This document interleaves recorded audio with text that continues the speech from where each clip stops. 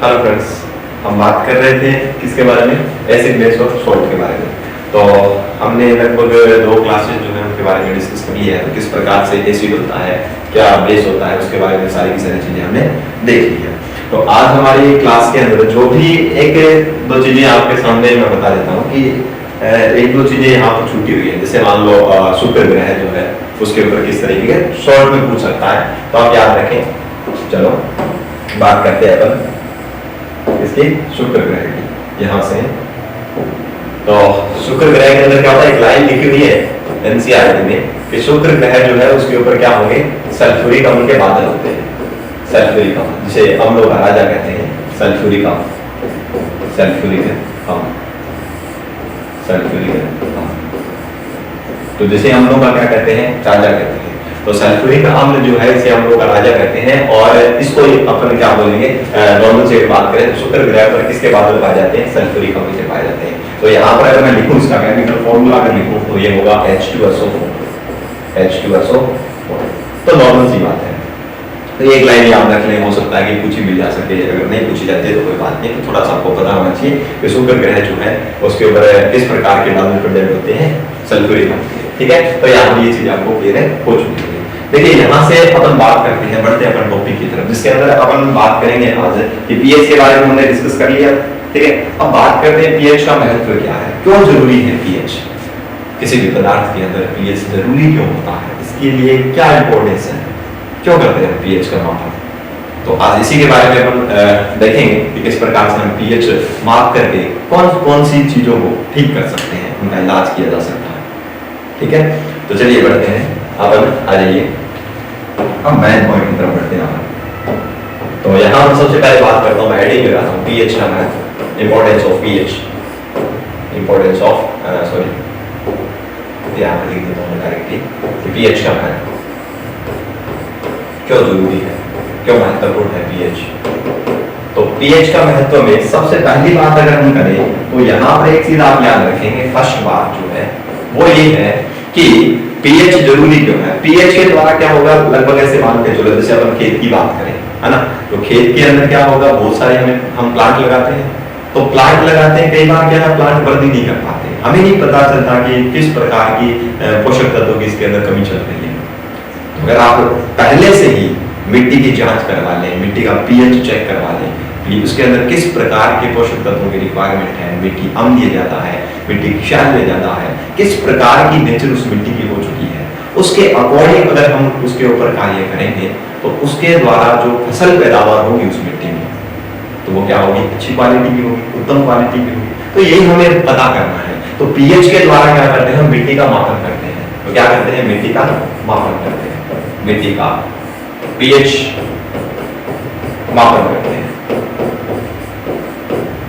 PH मापन के द्वारा क्या होगा, हमें उस मिट्टी के अंदर जो भी पोषक तत्वों की कमी है या फिर उस मिट्टी के अंदर लवणीयता ज्यादा है कि अम्लीयता ज्यादा है, उसकी प्रॉपर्टी को हम जान करके उसके अंदर उचित प्रकार के पदार्थ मिला करके, चाहे बेस हो चाहे क्षार हो, उनको हम मिला करके उसकी जो फर्टिलिटी जो है, उर्वरता जो है, उसको हम बनाए रख सकते हैं। तो पहला इंपॉर्टेंस इसमें है पीएच का, मिट्टी का मापन करने के लिए, जिससे क्या हम प्लांट अच्छी वृद्धि कर सके, क्या कर सके, पौधे जो है उस मिट्टी के अंदर क्या कर सके, प्रॉपर तरीके से बढ़ोतरी कर सके, पौधे उचित तरीके से, उचित तरीके से क्या कर सके, वृद्धि कर सके, तरीके से क्या कर सके, वृद्धि, यानी उनकी ग्रोथ क्या हो, अच्छी हो।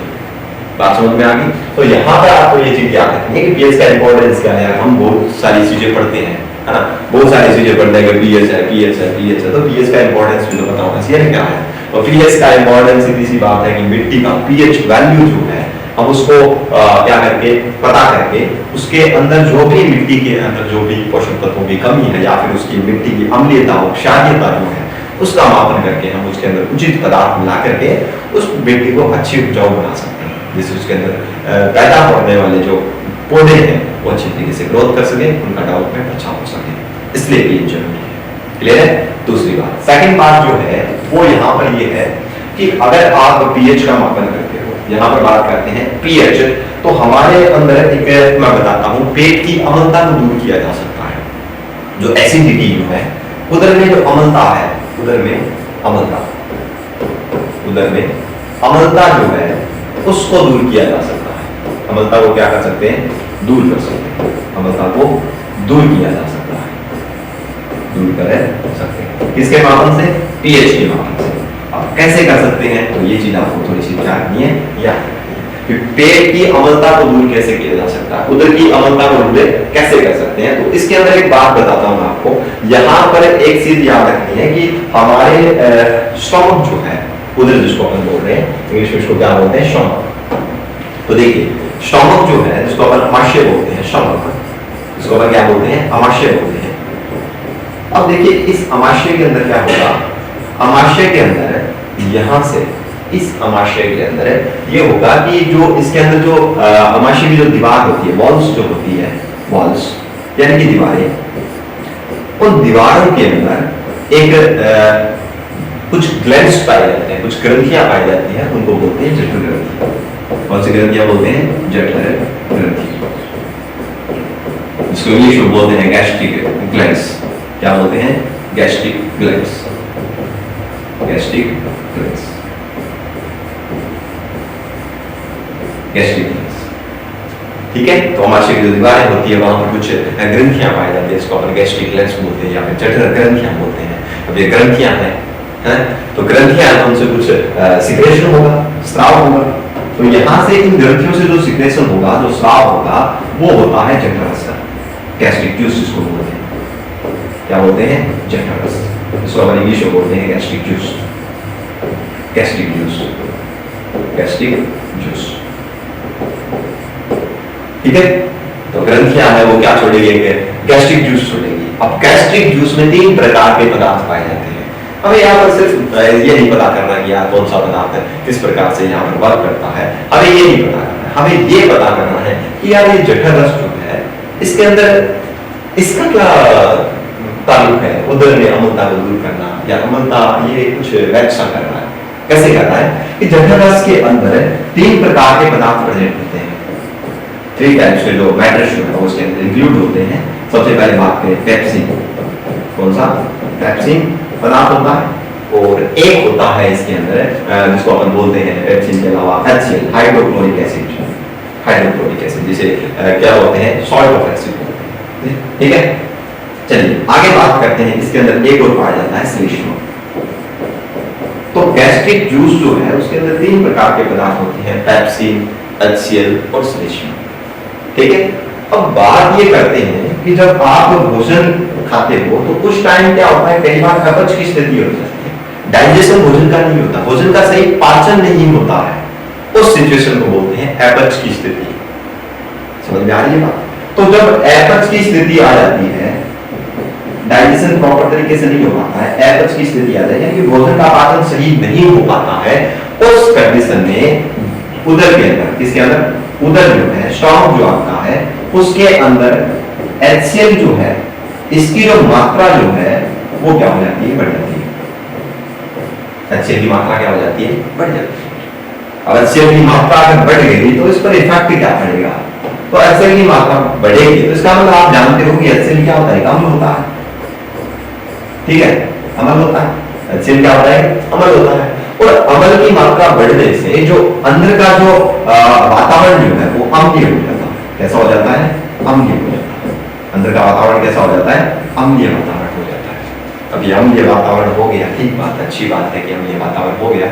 तो ये करता क्या है? देखो, एक अम्ल की बात करते हैं, ये भी आप जानते हो कि जब हाथ पे लग जाता है तो भी वो नुकसान पहुंचाता है, जलन पैदा हो जाती है। ठीक है, वहां से अगर कई बार बोलते हैं ना अपन एसिड, जैसे किसी न्यूज के अंदर देखते हैं कि किसी लड़की के ऊपर चेहरे पर एसिड फेंक दिया, किसी के शरीर के ऊपर एसिड फेंक दिया, तो क्या करता है? एसिड वहां पर उपस्थित जो भी चमड़ी जो है या अंदर की जो बॉन्स पर अगर टच कर गया तो बॉन्स को भी क्या कर देता है? गला देता है। समझ में आ रही है? समझ में आ रही है बात? तो ये एसिड की प्रॉपर्टी होती है, वो जलन पैदा करता है एसिड। ठीक है, तो इस एसिड के कारण जो स्टमक जो है उसकी जो दीवार जो है, ठीक है, दीवार जो है, अमाशय की जो दीवार जो है, ये वाली अमाशय की जो दीवार है, उस दीवार पर HCl रिएक्ट करता है, क्रिया करता है, और इस दीवार में क्या पैदा होने लग जाती है? जलन। यानी कि अपन बोल सकते हैं कि अमाशय में जलन पैदा हो जाती है, और इसी को बोलते हैं एसिडिटी, जिसको इंग्लिश में बोलते हैं अम्लता। और हाइपर एसिडिटी की बात करें तो उसको बोलते हैं अति अम्लता। अति अम्लता, हाइपर एसिडिटी जिसको बोलते हैं, अति अम्लता। यानी कि अम्ल की मात्रा जो है वो स्टमक के अंदर क्या हो चुकी है, इंक्रीज हो चुकी है, बढ़ चुकी है, तो इसे हम बोलेंगे हाइपर एसिडिटी या फिर अम्लता। अब अम्लता होगी तो जलन पैदा होगा, और जलन पैदा होती है तो उसको रोकने के लिए, इसको रोकने के लिए, इसको रोकने के लिए ये पीएच के द्वारा पता चलता है कि एसिडिटी हो गई या नहीं हुई है ना। तो पीएच के द्वारा अति अम्लता का चेक करके, जांच करके, उसके बाद में हम इसका यूज कर उपचार करते हैं। और उपचार के लिए हम क्या लेते हैं, याद रखना, milk of magnesia, MgOH2। MgOH2 ये एक प्रकार का वीक बेस है जिसको अपन बोलते हैं दुर्बल क्षार। समझ में आ चुकी है बात कि दुर्बल क्षार है, अम्ल है, और अम्ल को न्यूट्रल कौन करेगा, ऑब्वियसली क्षार करेगा। तो यहां पर जो अम्लता हुई है उसको दुर्बल क्षार, जिसको बोलते हैं MgOH2, मैग्नीशियम हाइड्रोक्साइड, जिसको अपन आम भाषा में नॉर्मल बात करें उसको बोलते हैं मिल्क ऑफ मैग्नीशिया। जो हमने कल डिस्कस किया था कि MgOH2 को क्या बोलते हैं, तो इसे बोलते हैं मिल्क ऑफ मैग्नीशियम। क्या बोलते हैं, milk of magnesium, milk of magnesium, milk of magnesium. समझ में आ चुकी है बात। तो MgOH2 को अपन बोलते हैं मिल्क ऑफ मैग्नीशिया, जो एक दुर्बल क्षार है, जो पेट के अंदर जो अम्ल की मात्रा बढ़ी है एपच की कंडीशन में, उस अम्ल की बढ़ी हुई मात्रा को क्या कर देता है, ग्लासिन कर देता है। तो ये सारा सिस्टम किस पर डिपेंड करता है, पीएच पर डिपेंड करता है। तो ये सारी चीजें इतनी बताने की कोई जरूरी नहीं थी, पर मैं ये सोचता हूँ कि आपको हर एक टॉपिक अच्छे से क्लियर हो जाए, आपको हर एक पॉइंट जो है वो अच्छे से समझ में आए कि वास्तव में यहाँ साइंस के अंदर क्या क्या चीजें इंपॉर्टेंट होती है, किस तरीके से हम इनको पढ़ सकते हैं बगैर रटे। समझ रहे हो बात। चलिए, तो फर्स्ट एक बार अपन वापस रिकॉल कर लेते हैं, उसके बाद हम चलते हैं नेक्स्ट स्लाइड की तरफ। तो सबसे पहले बात करें मिट्टी की पीएच को मापन करते हैं। पीएच का मापन क्यों करते हैं, क्योंकि जो प्लांट जो है वो अच्छी ग्रोथ कर, प्रॉपर तरीके से उनकी ग्रोथ हो और प्रॉपर तरीके से उनको न्यूट्रिशंस मिले, ठीक है, फर्टिलिटी मिट्टी की बनी रहे, इसके लिए मिट्टी की जांच करते हैं। तो ये पीएच का इंपॉर्टेंस हुआ। दूसरी बात, पीएच का इंपॉर्टेंस दूसरी क्या है कि उदर के अंदर जो भी अम्लता है, उदर के अंदर जो भी अम्लता जो है, उस अम्लता को क्या करने के लिए किया जाता है, दूर करने के लिए। अम्लता जो है, अम्लता जो बढ़ी, उसको क्या करने के लिए, दूर करने के लिए हम इसका यूज करते हैं। बात समझ में आ गई। तो अम्लता को दूर करने के लिए किसका यूज किया जाता है, किसका यूज करते हैं अपन, इसका यूज करेंगे, पीएच का यूज करेंगे। अम्लता जैसे एपच की कंडीशन आती है तो एचसीएल बढ़ जाता है, एचसीएल बढ़ने से जो स्टमक की जो दीवारें होती है, माशे की दीवार होती है, वहां जलन पैदा हो जाती है, उसको रोकने के लिए milk of magnesia, magnesium hydroxide जिसको बोलते हैं MgOH2, इसका यूज किया जाता है। तो आई थिंक ये चीज क्लियर हो चुकी है। तो पॉइंट आप याद रखेंगे कि मिट्टी का पीएच मापन कर सकते हैं, जिससे प्रॉपर तरीके से कोई ग्रोथ कर पाए। दूसरी उधर में अम्लता को दूर करने के लिए भी पीएच का मापन किया जाए। चलिए नेक्स्ट बात करते हैं। और उधर की अम्लता को दूर करने के लिए किस प्रकार के दुर्बल क्षार का यूज किया जाता है, magnesium hydroxide. Very very important question हो सकता है आपके लिए, ये भी ध्यान रखें। और MgOH2 को क्या बोलते हैं, मिल्क ऑफ मैग्नीशियम।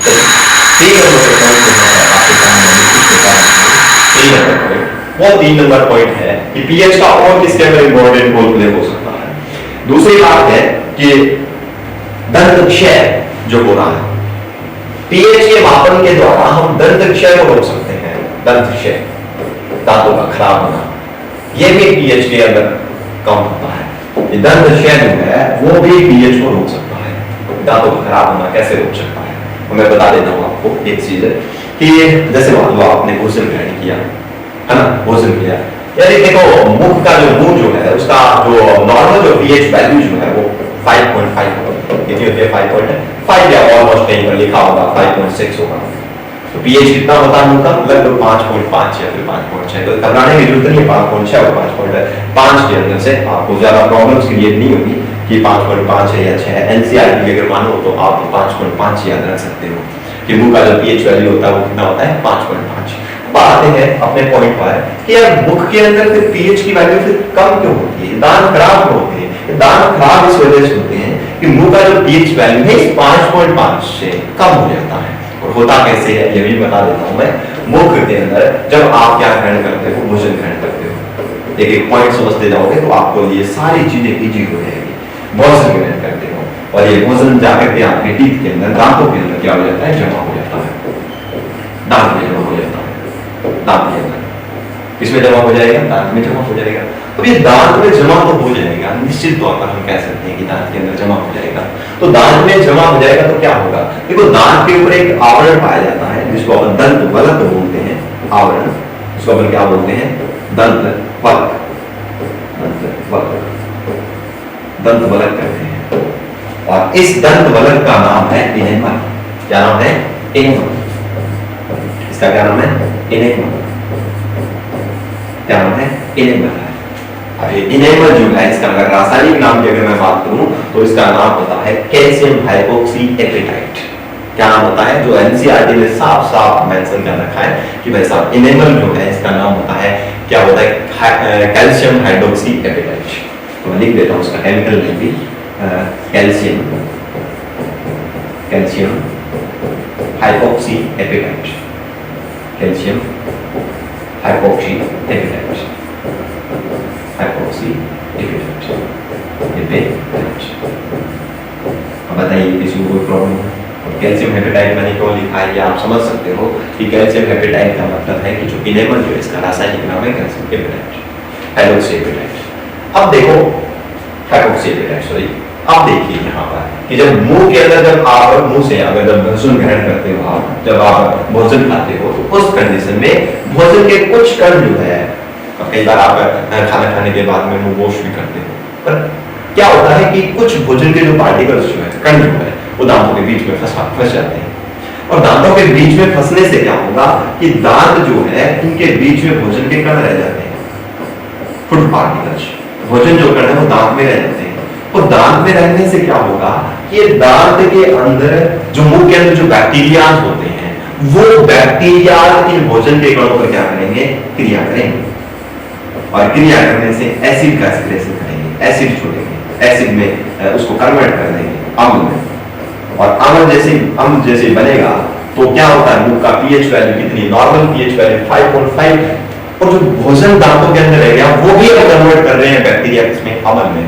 तो अब बताओ आप 5.5 से ज्यादा वैल्यू आएगी या फिर 5.5 से घटेगी? बहुत सारे तो बोलेंगे कि सर अम्ल की मात्रा अगर बढ़ रही है तो इसका मतलब 5.5 से ज्यादा जाएगी, 5.5, 6, 7, 8, 9, 10 के हिसाब से चलेगी। पर यहाँ नहीं है, क्योंकि अम्लीय माध्यम बढ़ता कब है, जब 7 से वैल्यू डिक्रीज होती जाए, कम होती जाए। तो यहाँ पर मुंह का पीएच वैल्यू 5.5 है। इसका मतलब जैसे ही मुंह के अंदर, मुंह के अंदर दांतों में जो फंसा भोजन का कण है जिस पर बैक्टीरिया वर्क करके उस भोजन को एसिड में कन्वर्ट कर रहे हैं, तो मुंह के अंदर एसिड की मात्रा बढ़ रही है। एनवायरनमेंट जो मुंह का है उसके अंदर एसिड की मात्रा बढ़ रही है। तो मुंह की पीएच वैल्यू 5.5 और 5.6 के आसपास वो है ऑलमोस्ट। तो इससे क्या हो जाएगी, डिक्रीज हो जाएगी, अम्लीय और माध्यम हो जाएगा। इसका मतलब इससे क्या हो जाती है, मात्रा इससे क्या हो जाएगी, कम हो जाती है। 5.5 से भी क्या हो जाता है, मुंह का पीएच मान क्या हो जाता है, कम हो जाता है। और इसी मुंह के पीएच मान के कम की वजह से एसिड रिएक्ट करता है किसके ऊपर, दंत वलक पर, जिसको अपन बोलते हैं इनेमल, जो दांतों पर सुरक्षात्मक आवरण होता है। वो बढ़ी हुई पीएच वैल्यू जो है वो दांत के इनेमल पर अटैक करती है, और इनेमल पर अटैक करने के बाद में उस दंत वलक को या फिर इनेमल को क्या कर देती है, नष्ट कर देती है। और जिससे दांत क्या हो जाते हैं, खराब हो जाते हैं। याद रख लोगे? तो इनेमल को क्या करता है, ये घटी हुई पीएच जो है, घटी हुई जो पीएच वैल्यू जो है, यानी कि 5.5 से जो नीचे जो पीएच वैल्यू आती है अम्लीय माध्यम की तरफ, बढ़ी हुई अम्लीयता और घटी हुई पीएच, ये क्या करती है, मुंह के अंदर जो दांत जो है उसके ऊपर इनेमल जो है उसको क्या कर देता है, नष्ट कर देता है, नष्ट कर देता है। और अगर इनेमल नष्ट हो गया, जो दांत के ऊपर सुरक्षात्मक आवरण है, अगर ये नष्ट हो गया तो निश्चित तौर पर आपके दांत क्या हो जाएंगे, खराब हो जाएंगे। दांत क्या हो जाएंगे, खराब हो जाएंगे, दांत खराब हो जाएंगे। अब ठीक है, दांत खराब हो जाएंगे, उसके अम्लीय माध्यम हो गया, मुंह के अंदर अम्लीय माध्यम हो गया क्रिएट, तो अब इससे कुछ इलाज तो होता है निश्चित तौर पर। उसके लिए हम टूथपेस्ट का यूज करते हैं, ठीक है, मंजन का यूज करते हैं। तो उनमें क्या होता है, दुर्बल क्षार होते हैं। तो दांत खराब होने के लिए जो हम ट्रीटमेंट लेते हैं, अगर दांत खराब नहीं हो इसके लिए अगर यूज करें तो उसके लिए वीक बेस का यूज करते हैं, जिसके लिए हम बात करते हैं दुर्बल क्षार, इसकी बात करते हैं, दुर्बल क्षार का यूज करते हैं। और उस दुर्बल क्षार का जो नाम जो है वो मैं यहाँ पर आपको बता देता हूँ, उसका नाम है banking soda. Banking soda, baking soda use कर सकते हो आप, या फिर आप किसी भी दंत मंजन टूथपेस्ट का यूज कर सकते हो। यानी कि टूथपेस्ट के अंदर क्या चीज होगी, यहाँ पर एक चीज याद रखें कि टूथपेस्ट के अंदर दुर्बल क्षार होते हैं, और दुर्बल क्षार क्या कर देते हैं, कुछ अम्लीय माध्यम, बड़े हुए अम्लीय माध्यम को क्या कर देते हैं, कम कर देते हैं। याद रखोगे। तो इस वजह से पीएच जो है वो दांतों को खराब होने से बचाने के लिए भी इंपॉर्टेंट रोल प्ले करता है। कि अगर हम दांत का मुंह का पीएच वैल्यू अगर अच्छी तरीके से माप लेंगे, हमें पता चल जाएगा कि अम्लीय माध्यम ज्यादा हो चुका है, हम वीक एसिड का यूज करके दांतों को खराब होने से क्या कर सकते हैं, बचा सकते हैं। तो ये भी दंत क्षय में भी पीएच का बहुत बड़ा इंपॉर्टेंट रोल होता है। क्लियर हो गई बात। अब देखिए यहां से अगर मैं बात करूं, एक चीज आप नोट करके पॉइंट लिखे, जैसे मैं याद कर पा रहा हूं कि नोट पॉइंट जो है आपके लिए वो ये रहने वाला है कि जो इनेमल जिसकी मैं बात कर रहा हूँ, बार बार मैं इनेमल का नाम ले रहा हूँ, जो दांतों के ऊपर एक कठोर आवरण है, तो इनेमल जो है वो शरीर का सबसे कठोर पदार्थ है। ये भी याद रखें, शरीर का सबसे कठोर पदार्थ, शरीर का सबसे कठोर पदार्थ, शरीर का सबसे कठोर पदार्थ जो है वो क्या है, इनेमल है। शरीर का सबसे कठोर पदार्थ क्या है, इनेमल है, जिसको अपन क्या बोलेंगे, calcium hydroxyapatite, hydroxyapatite इसको बोलते हैं अपन। ठीक है, तो ये चीज आप याद रखेंगे कि जो इनेमल जो है, इनेमल जिसकी मैं बात कर रहा हूँ यहाँ से, इनेमल जो है ये शरीर का सबसे क्या है, कठोर पदार्थ है, इनेमल। ठीक है, तो ये नोट पॉइंट करके लिख लें, हो सकता है कि कंपटीशन एग्जाम में आपके लिए ये वो बड़ा क्वेश्चन साबित हो। एक एक नंबर की इंपॉर्टेंस है, एक एक नंबर पर सिलेक्शन कर जाते हैं, है ना। तो हमें तो एक एक चीज को उठा के चलना है। देखो दोस्तों, मैं एक ही बात मानता हूँ कि तैयारी करना हमारे बस की बात है। दुनिया बहुत बोलेगी आपको भी कि यार कितने साल हो गए, है ना, अब भी जॉब नहीं लगा, ये नहीं है, अब पढ़ के क्या गंदा उखाड़ देगा, है ना। तो उन लोगों की परवाह मत करो। आपको जो टारगेट मिला है, आपने जो सोच रखा है कि मुझे यार गवर्नमेंट जॉब चाहिए, तो निश्चित तौर पर आपको किसी से फर्क नहीं पड़ना चाहिए। हम बात करते हैं अपनी खुद की कि हमें क्या करना है। अगर हमें पढ़ना है, हमें जॉब चाहिए, हमें खुद को सिक्योर करना है, या फिर हमें अपने नॉलेज को इम्प्रूव करना है, बढ़ाना है, अपने नॉलेज को इंक्रीज करना है, हमें स्टडी करनी पड़ेगी, हमें हार्ड वर्क तो करना ही पड़ेगा।